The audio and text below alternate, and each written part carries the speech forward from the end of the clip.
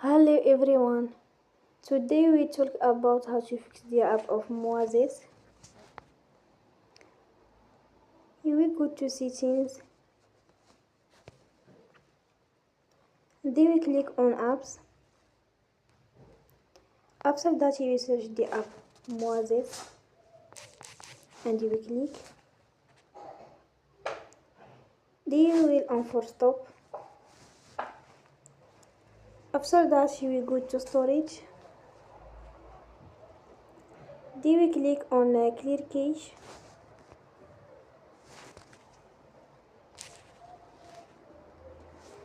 You will go to Play Store